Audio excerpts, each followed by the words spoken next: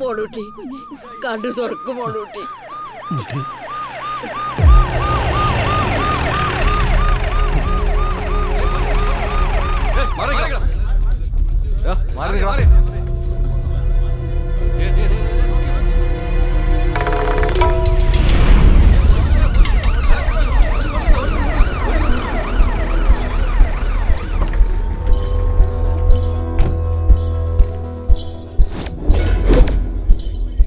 സാഹേബ്, മേലേപ്പാടം ജോത്സ്യർ 3 തവണ വെറ്റിൽ നോക്കി പറഞ്ഞതാ ഇവനെ കട്ടില കഴിച്ചുവിടാൻ. ഇല്ലെങ്കിൽ ഇവനെ 6 പേരെ കൊല്ലും, കോവില ഇടിച്ചു നിരത്തും. 3 പേര് പോയി. വെടിവെച്ച് കൊല്ലു സാറന്മാരെ നാച്ചത്തിനെ.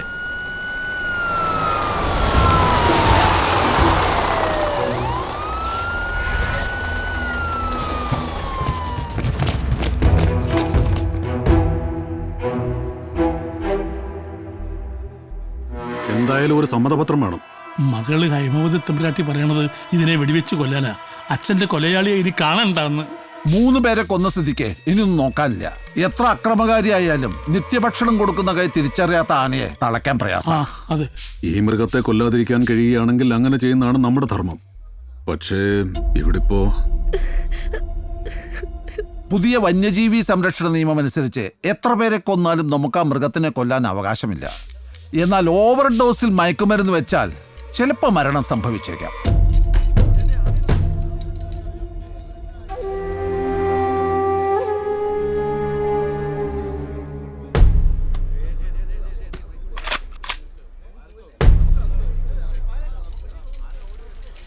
മനവത്തൂർ കോവിലകത്തെ അഭിമന്യു എന്ന ആന ഇന്നേ ദിവസം അക്രമാസക്തനായി ആനപ്പാപ്പാൻ കേശവൻ, 2ാം പാപ്പാൻ മണിക്കുട്ടൻ, അഭിമന്യുവിന്റെ ഉടമസ്ഥനും മനവത്തൂർ കോവിലകത്തിന്റെ തമ്പുരാനുമായ പത്മനാഭരാജ മകൻ നീലകണ്ഠരാജയെ ക്രൂരമായി കൊലപ്പെടുത്തിയതിനാൽ ദേശത്തിനും നാട്ടുകാർക്കും ജീവനും സ്വത്തിനും ദോഷമാണെന്ന് കണ്ടു.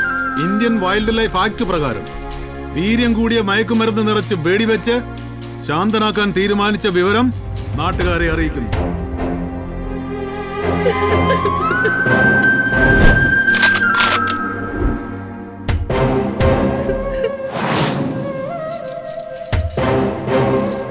Ready? 9,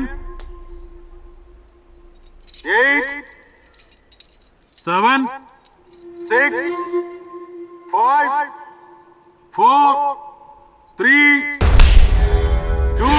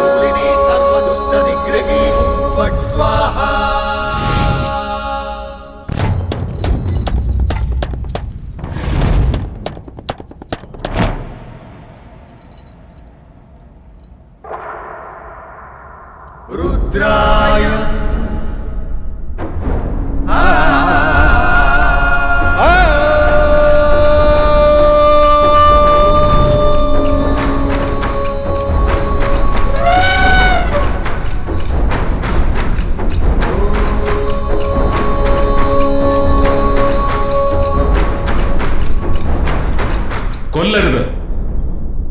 ഒന്നിനെയും കൊല്ലാനുള്ള അവകാശം നമുക്കില്ല.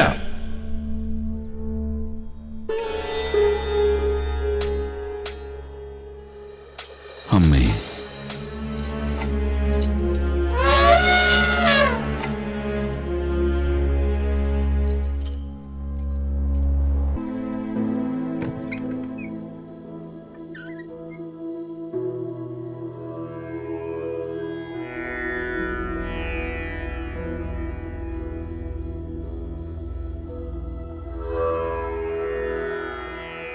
മോളുട്ടി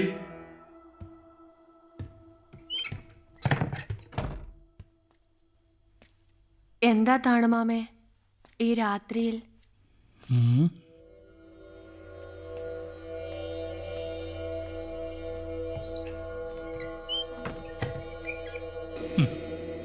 ഇതുവരെ ഒരാനയെയും തളയ്ക്കാത്ത ഒരു കരുത്തൻ.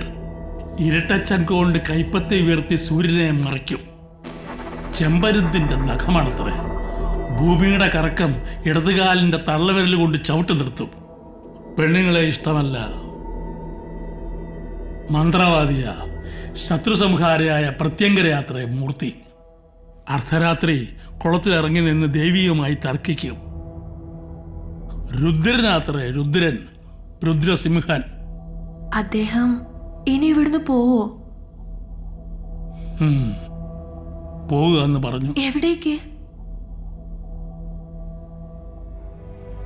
പകലും മുഴുവൻ ഞാൻ അലഞ്ഞു ഒരു പാപ്പാനെ തേടി. എന്റെ പൊന്നു തമ്പുരാന്റെ ശരീരം കത്തിച്ചാമ്പലായിട്ടും പിന്നെ ഞാൻ ഇവിടെ നിൽക്കുന്നത് മോളെ കുറിച്ച് ഓർത്തിട്ടാ. താണുമാമ, ഒരു പേമാരിക്കാലത്ത് പുഴ കയറി വന്നപ്പോൾ കിടക്കാൻ സ്ഥലവും കഴിക്കാൻ ഭക്ഷണവും തന്ന ദൈവമാ എനിക്കെൻ്റെ തമ്പുരാൻ. കോവിലകവും ഹൈമവതിയെ നോക്കാൻ ഭദ്രകാളി തന്നതാന്ന് എന്നെന്ന് എപ്പോഴും പറയുമായിരുന്നു. കരയരുത്, വലിയൊരച്ഛൻ്റെ മകളാണ് അടുത്ത അവകാശി.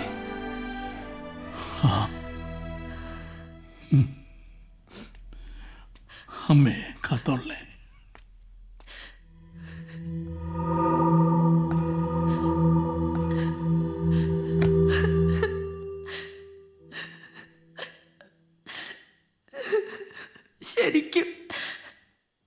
ശരിക്കും ഈ രുദ്രസിംഹൻ ആരാണ് ഭഗവതി?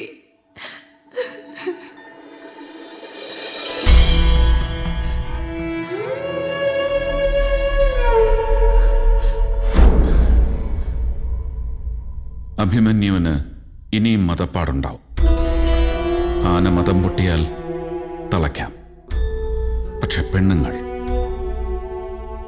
അവറ്റങ്ങളെ തളയ്ക്കാൻ പറ്റില്ല. ഇവിടുത്തെ ജനാലകൾക്ക് ഒരുപാട് വിടവുകളുണ്ട്. അതടയ്ക്കണം. ഇല്ലെങ്കിൽ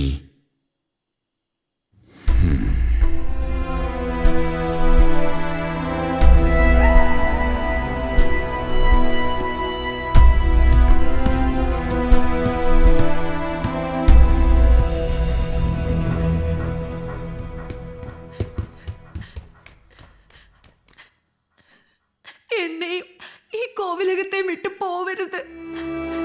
ആരാണെന്ന് എനിക്കറിയില്ല. ഇവിടെ എന്താണ് സംഭവിക്കുന്നതെന്നും അറിയില്ല. എല്ലാം നഷ്ടപ്പെട്ട് നിൽക്കുന്ന ഒരു പെണ്ണാ ഞാൻ.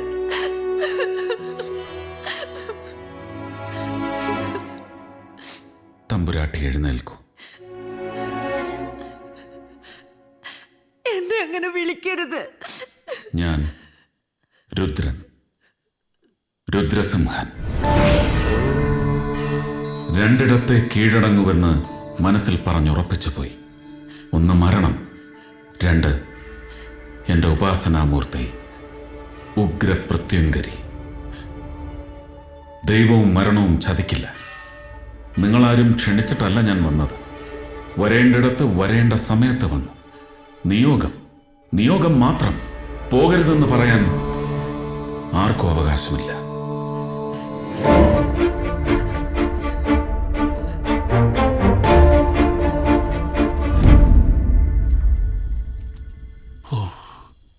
പറയാൻ അവകാശമുണ്ടോയെന്നറിയില്ല.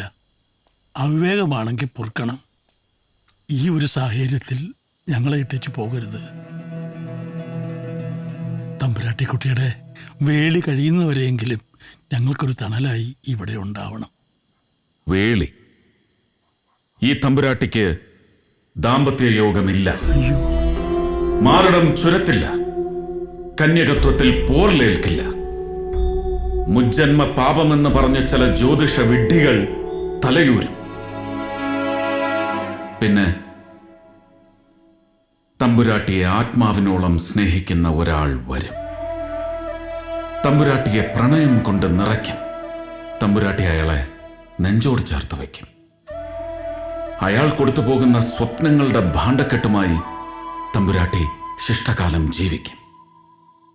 ഭാവിക്കട്ടെ. ആരാ ഇയാള്?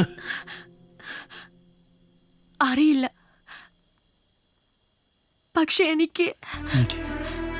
എനിക്കെന്തോ അദ്ദേഹത്തോട്. അയ്യോ, മോളൂട്ടി എന്തായി പറയണേ?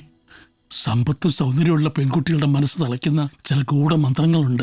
മന്ത്രവാദികളും ഒരു നോട്ടം കൊണ്ട്, ഒരു വാക്കുകൊണ്ട് എത്ര കട്ടിയുള്ള മനസ്സും മഞ്ഞുതുള്ളിയാവും. ഇപ്പോ എനിക്കത് മനസ്സിലായി.